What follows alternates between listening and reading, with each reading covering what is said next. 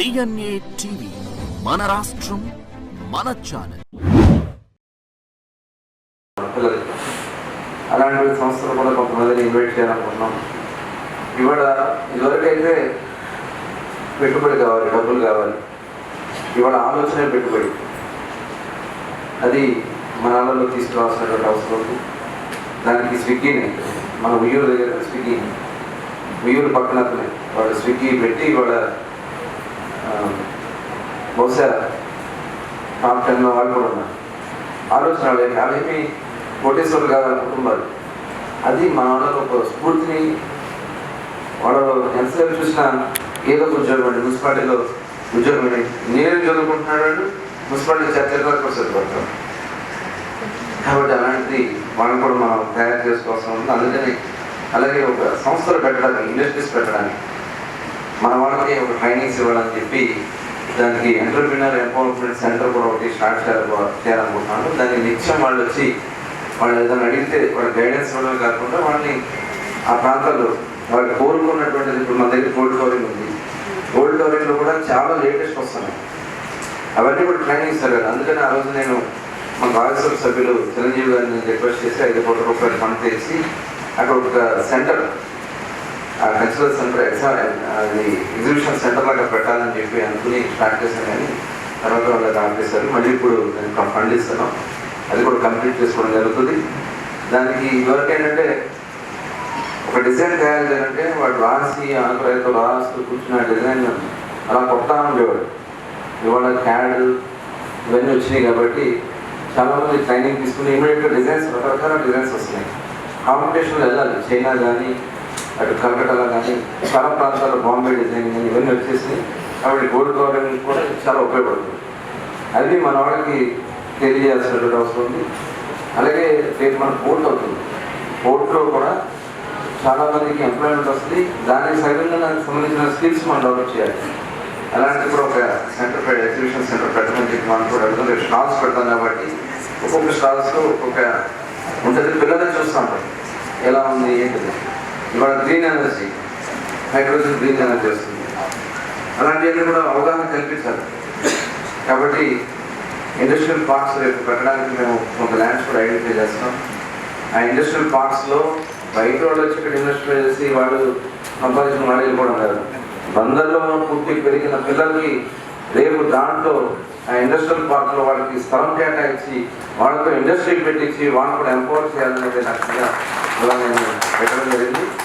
మొన్న MSME programme కూడా పెట్టాను. ఎంఎస్ఎంఈ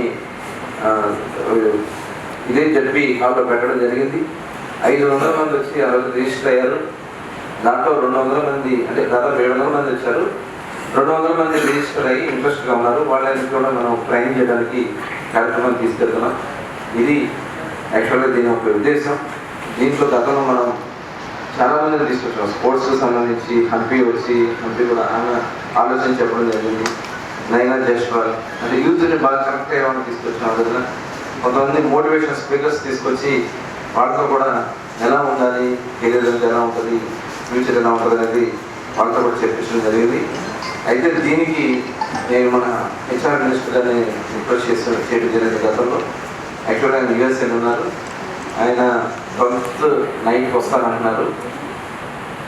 2nd నైట్కి 3rd రమ్మని చెప్పి రిక్వెస్ట్ చేస్తాం. 3rd రావడానికి అవకాశం ఉంది. 3rd కానీ 4th కానీ 2 రోజుల్లో ఒకసారి మన హెచ్ఆర్ మినిస్టర్ నారా లోకేష్ గారు ఈ ప్రోగ్రామ్కి రమ్మని చెప్పి రిక్వెస్ట్ చేస్తాం. ఆయన కూడా వచ్చేదానికి అవకాశం ఉంది. కాబట్టి దానికి తగిన విధంగా మన వాళ్ళని అవసరమైతే ఇంటరాక్షన్ విత్ మినిస్టర్ గారితో ఇంటరాక్ట్ అవ్వడానికి కూడా కొంతమంది మనం ప్రిపేర్ చేసి వాళ్ళు ఏమనుకుంటున్నారు, ఏం కావాలనుకుంటున్నారు అనేది కూడా గవర్నమెంట్లో డిస్కషన్ చేయడానికి ఇక్కడి నుంచే వేదిక కావాలి. దానికి మీరందరూ కూడా సపోర్ట్ చేయాల్సిన అవసరం ఉందని. అట్లాగే మరి అక్కడ ఏర్పాటు డిఎస్పీ గారు ఉన్నారు కాబట్టి ఎక్కువ మంది క్రౌడ్ వచ్చేదానికి అవకాశం ఉంది. కాబట్టి ఎక్కడ కూడా డిస్టర్బెన్స్ రాకుండా మనీ పెట్టి, మరి పోలీస్ కూడా పోలీసింగ్ ఉన్నారు కానీ పోలీస్ విజిబుల్ పోలీసింగ్ ఉన్నారు కానీ ఇన్విజిబుల్ పోలీస్ ఉన్నారు. అక్కడ పోలీస్ కనపడకూడదు కానీ పోలీసింగ్ జరుగుతుంది అనేది వాళ్ళలో ఒక ఇది ఉండాలి. దానికి మీరు ప్రిపేర్ చేయాల్సింది. అట్లాగే కొంతమంది వాలంటీర్స్ కూడా మనం ప్రిపేర్ చేసుకుని వాలంటీర్స్ కూడా అక్కడికి వెళ్తాం. ఫుడ్ కూడా ఎక్కడ డిస్టర్బెన్స్ రాకుండా నాకు కావాల్సిన ఫుడ్ కానీ వాటర్ కానీ ఫ్రీగా సాయిబాబా గారు మా అందరూ కూడా సుపరిచితులే. గతంలో మనకి ఇక్కడ ఆర్డీఓగా పనిచేశారు. మరి సాయిబాబా గారికి అలాగే జిల్లా కలెక్టర్ గారు కూడా మరి మొన్న కూడా చాలాసార్లు ఆయన కూడా సమావేశాలు పెట్టుకుని కలెక్టర్ గారు జేసీ గారు కూడా దీన్ని ఇలా ప్రతిష్టాత్మకంగా ముందుకు తీసుకెళ్తామని చెప్పినందుకు వారికి కూడా ధన్యవాదాలు. అలాగే వేదికను అలంకరించిన డిఓ గారికి, డిఎస్పీ గారికి, ఆర్ఐఓ గారికి, గోపిచంద్ గారికి, మరి వివిధ కాలేజెస్ నుంచి ఇచ్చేసినటువంటి ప్రిన్సిపల్స్కి, అలాగే స్కూల్స్ నుంచి వచ్చిన హెచ్ఎంస్కి, ఇందులో భాగస్వాములు అవుతున్నటువంటి ప్రజలందరికీ కూడా పేరు పేరు నమస్కారాలు. మీ అందరికీ ఒకటాలని అంతకు ముందు నుంచి మీకు తెలుసు. 2014లో అప్పుడు ఇంకా మేము గవర్నమెంట్ రాలేదు.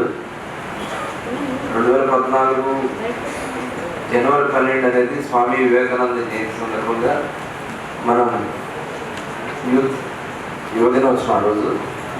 దాన్ని స్ఫూర్తిగా తీసుకుని ఆ రోజున మేము హిందూ కాలేజ్ ఆడిటోరియంలో ఆనాడు ఎండమూరి వీరేంద్రనాథ్ గారిని తీసుకొచ్చి, అదే మన పిల్లల్లో కూడా ఒక చైతన్యం తీసుకురావాలి, ఒక మోటివేషన్ తీసుకురావాలి అనే ఉద్దేశంతో ఫస్ట్ అక్కడి నుంచి స్టార్ట్ చేశాం.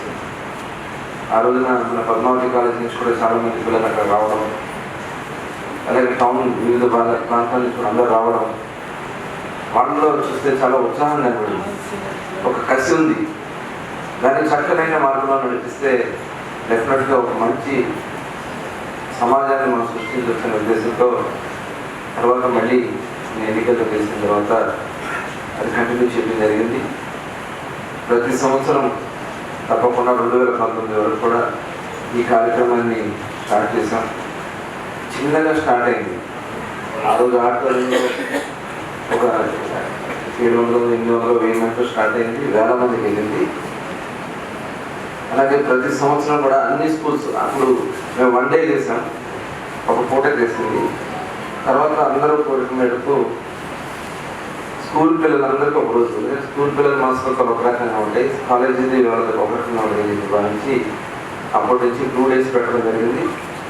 అప్పుడు కూడా చాలా పెద్ద ఎత్తున రావడం, వాళ్ళ భోజనాలు కూడా మనం అక్కడే ఏర్పాటు చేద్దాం. వాళ్ళకి ఉదయం వచ్చి సాయంత్రం వరకు అందరూ కూడా ఒక కలిస్తే ఒకళ్ళ మనోభావాలు ఒకటి తెలుస్తాయి. ఒక స్కూల్లో ఉన్నటువంటి విధానం ఒక స్కూల్లో విధానం తెలిసే ఉద్దేశంతో ఆ రోజున ప్రైవేట్ అండ్ గవర్నమెంట్ స్కూల్స్ కూడా కలపడం జరిగింది. అది చాలా కనపడింది నాకు. తర్వాత నేను గ్రామాల్లో పర్యటనకు వెళ్ళినప్పుడు కానీ వాళ్ళు వచ్చి నిర్భయంగా ముందుకు వచ్చి మాట్లాడే ఒక ఆత్మస్థైర్యం వచ్చింది. ఇదివరకు పిల్లల్ని పిలిస్తే పారిపోయేవాళ్ళు, కానీ ఇప్పుడు ఓపెన్గా బయటకు వచ్చి వాళ్ళ మనోభావాలను కూడా చెప్పేసి పరిస్థితి వచ్చింది. అందుకనే 2019 వరకు కండక్ట్ చేయడం జరిగింది. అదే అప్పుడు 6 సంవత్సరాలు కండక్ట్ చేసాం. 5 సంవత్సరాలు రాష్ట్ర గవర్నమెంట్ వాళ్ళు ఏం చేయలేదు. వెళ్ళినప్పుడు అందరూ అడిగేవాళ్ళు మళ్ళీ ఒకటాలు ఎక్కువసారి. అది నా గెలుపులో అది కూడా భాగస్వామ్యం. ఈ ఎన్నికల్లో గెలవడంలో యువతంతా కూడా సపోర్ట్ చేయడం జరిగింది. అప్పుడు నేను కాలేజెస్కి వెళ్ళి వాళ్ళందరూ కూడా చెప్పడం జరిగింది. ఎందుకంటే అందరికీ ఒక ప్రాధాన్యత ఉంది. అది అందరికీ తెలుసు. మనకి చాలామంది ఇక్కడ చదువుకున్నారు. ఎక్కడికైనా ఇప్పుడు చెప్తాను, మేము హిందూ కాలేజీలో చదువుకున్నాను. మొన్న నేను వంటంలో ఆ స్కూల్ ఉంది, పెద్ద కాలేజ్, ఏవిఆర్ కాలేజ్ వెళ్తే ఆయన హెచ్ఎం గారు ప్రిన్సిపల్ గారు వచ్చి, సార్ నేను హిందూ కాలేజీలో చదువుకున్నాను. సార్ ఆ హిందూ కాలేజ్ చదువుకున్నారు, ఇవాళ హిందూ కాలేజ్ మీ కాలేజ్ మా దగ్గర 1000 మంది ఉన్నారు, 10,000 మంది స్టూడెంట్స్ ఉన్నారు. ఇవాళ నేషనల్ కాలేజ్, చాలామంది నేషనల్ కాలేజ్ చదువుకున్నాను అంటారు. ఇవాళ కాలేజ్ చూస్తే 50 మంది లెక్కవచ్చు స్టూడెంట్స్. నోబుల్ చాలామంది వచ్చి నా చిన్నతనంలో తెలిసిన రూమ్స్ తీసుకుని చదువుకునేవాళ్ళు. చుట్టుపక్కల గుంటూరు జిల్లా దగ్గర నుంచి కూడా వచ్చి ఇక్కడ చదువుకున్నారు. అలాంటిది ఇవాళ మనం మచిలీపట్నం ఏ స్థాయిలో ఉన్నాం. ఇవన్నీ కూడా చాలా కసి తీసుకొస్తా ఉంది మనుషులు. అవి మన యువతలో కూడా రావాలి. దానికోసమే రేపు జరగబోయే ఈ యువకరటాలు బందరు చరిత్రను తిరగ రాసే విధంగా ఉండాలనే లక్ష్యంతోనే ఈ కార్యక్రమం చేస్తాం. ఒక ఇన్నోవేషన్లో కానీ వాళ్ళకి ఒక కెరీర్ గైడెన్స్, మనం వాళ్ళ భవిష్యత్తు ఎలా ఉండాలి, దానికోసం ఇప్పుడు ఆల్రెడీ గవర్నమెంట్ కూడా స్కిల్ సెన్సర్ స్టార్ట్ చేశారు. ఆ స్కిల్ సెన్సర్స్తో పాటు అంటే ఏ స్థాయిలో మనం ఉన్నాం, ఇదే కాకుండా ఇప్పుడు కొత్తగా కూడా ఫస్ట్ టైం మన ఆంధ్ర రాష్ట్రంలో ఫస్ట్ టైం మన మచిలీపట్నంలో వాళ్ళ క్యాపబిలిటీస్ కూడా ఎనాలిసిస్ చేయడానికి ఒక సంస్థతో మరి మా ఫౌండేషన్ నుంచి చేస్తున్నట్టు గవర్నమెంట్ అంటే చాలా ఉంటాయి. అలా కాకుండా ఒక స్కిల్ వాళ్ళకి క్యాపబిలిటీ సెన్సెస్ చేయడానికి ఒక ప్రోగ్రామ్ కూడా స్టార్ట్ చేయడం, వాళ్ళు కూడా ప్రోగ్రామ్ రమ్మని చెప్పిన వాళ్ళు కూడా ఇన్వైట్ చేయడం జరిగింది. దాంతోపాటు స్కిల్స్ కానీ అలాగే ఇక్కడ చదువుకుంటారు, వేరే ప్రాంతాలకు ఉద్యోగం చేయడం, ఇక్కడ చదువుకున్న వాళ్ళు చాలా సక్సెస్ అయినటువంటి కుటుంబాలు కూడా ఉన్నాయి. ఇవాళ భారతదేశంలోనే టాప్ 10లో మన వాళ్ళు ఉన్నారు, బంధురాలు. వాళ్ళని కూడా ఇన్వైట్ చేయాలనుకుంటున్నాను. దాంట్లో మనకి గ్రీన్కో సంస్థ నా స్టూడెంట్ మేమంతా కలిసి ఒకే స్కూల్లో చదువుతున్నాం. గ్రీన్కో ఇవాళ టాప్ 5లో ఉంటాడు. అలాంటి వాళ్ళు